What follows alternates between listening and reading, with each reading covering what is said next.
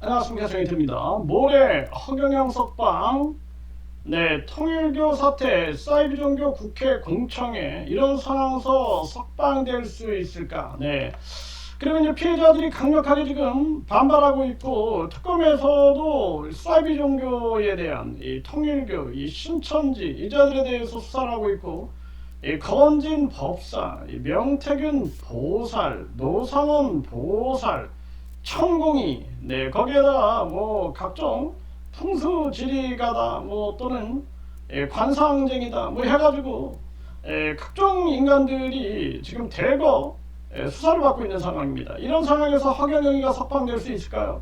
그래서 결국에는 하늘이 지금 분노하고 있다. 저는 그렇게 보고 있습니다. 그래서 이 허경영이가 구속 적부심에서도 구속이 적합하다 해가지고 기각이 됐어요. 이자가 배가 아프다, 복통을 호소하고 119를 타고 병원 쇼를 했지만 병원에서도 문제없다, 그리고 다시 돌려보냈습니다. 그러니까 이 허경영이가 이제는 보석 신청을 한 거죠. 보석 신청. 그리고 국민 참여 재판 신청을 해가지고 이자가 어떻게 해서든 시간을 지연하려고 하는, 이 침대 축구를 하려고 하는 거죠. 왜냐하면 징역 2년, 집행유예 3년에서 집행유예 3년이 지금 벌써 반이 지나갔습니다. 반이. 그러니까 이자가 침대 축구를 하려고 하는 게 아니냐. 완전히 누워가지고 시간 가는 그런 축구하는 거예요. 시간 지연 전략을 쓰는 거죠. 그래서 이 허경영이가 이제 내일 모레 이 석방에 대한 실질 심사가 있는데요. 지금 이 통일교 사태가 아주 심각합니다. 그리고 사이비종교 규제법을 이것을 시행하라. 그 피해자들이 지금 목소리를 높이고 있죠.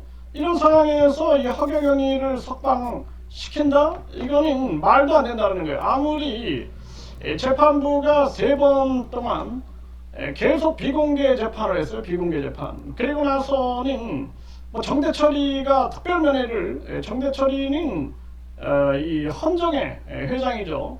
대한민국 헌정회 회장인데 뭐 이자가 뭐 특별 면회를 다녀갔다, 이 허경영이가 주장을 하고 있는 거예요. 허경영이가 이러고 이 허경영이 이자가 계속해서 지금 밖에서도 백땡땡이를 내세워가지고 천국 티켓을 판매하고 그리고 축복을 판매한다, 축복 장사를 한다.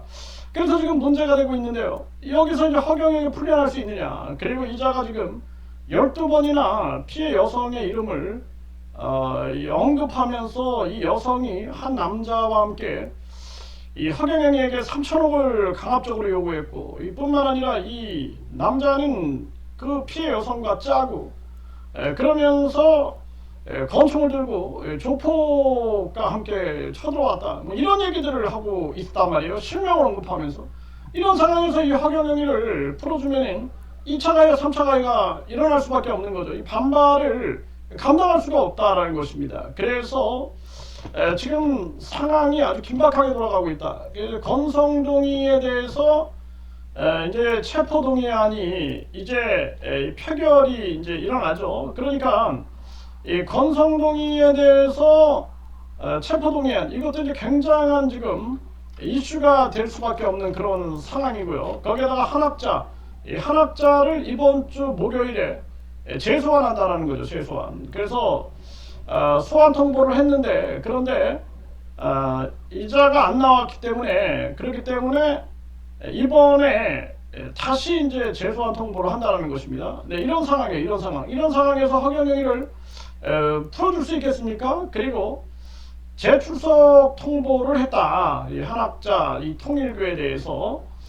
그리고 뿐만 아니라 지금 한학자와 권성동의를 조준하면서 통일교 커넥션을 강력하게 수사를 하고 있고, 그리고 국회에서 공청회가 이루어져 가지고 사이비종교 규제법, 사이비종교 규제법을 반드시 통과시켜라. 이렇게 지금 이 피해자들이, 뭐 각종 사이비종교 피해자들이 목소리를 내고 있는 그런 상황입니다. 이런 상황이에요. 이런 상황이기 때문에 이런 상황에서 허경영이를 풀어준다라는 것은 말도 안 되는 거죠. 이런 상황에서 또 뭐 정명석이를 풀어준다? 그 있을 수 없는, 국민들이 가만히 있지 않겠죠. 넷플릭스 그리고 나는 신이다. 또 여기에서 나는 신이다 시즌 2가 또 최근에 나왔습니다. 이런 상황, 이런 상황에서 허경영이 풀어준다? 이게 말이 안 되는 거죠. 네, 그래서 사이비 종교 피해자들은 사이비 종교 규제법 제정 청원을 하면서 이제 100일 시위에 나서고 이런 상황이다. 그리고 사이비 종교 규제법 마련이 필요하다 하면서 일본에서도 이 한국도 이제 사이비 종교 규제법이 필요하다. 이렇게 지금 목소리를 내고 있는 상황이고요. 그 가족이 해체되고 인생이 파괴되고 국가 차원의 규제가 시급하다. 그러면서 피해자들이 지금 목소리를 높이고 있고 반사회적인 사이비 종교 규제법을 제정해라. 이 사이비 종교는 사실상 범죄 집단 아니냐. 이렇게 이제 목소리를 내고 있는 겁니다.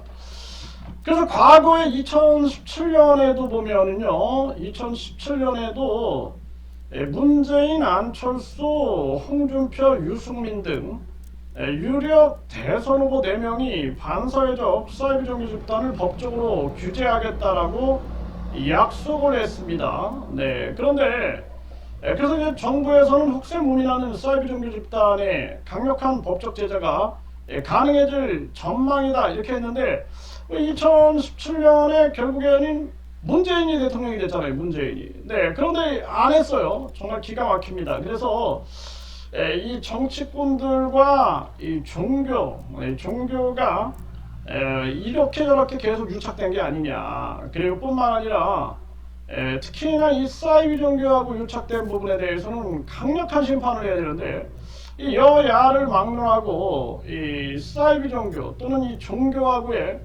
유착이 이것이 경쟁처럼 이루어진 것은 아닌가라는 합리적 의심을 안 할 수가 없는 그러한 상황입니다. 그래서 참 안타까워요. 네, 그래서 이 지금 사이비 종교 규제법에 대해서 이때 문재인, 안철수, 홍준표, 유승민, 네, 이 사이비 종교를 법적으로 규제하겠다 이 약속을 했는데 결국에는 문재인 대통령이 됐음에도 불구하고 그럼에도 불구하고 아무런 변화가 없었다라는 그러한 현실이 우리 국민들을 아주 분노케 하는 그러한 지점이다. 저는 그렇게 생각을 하게 됩니다.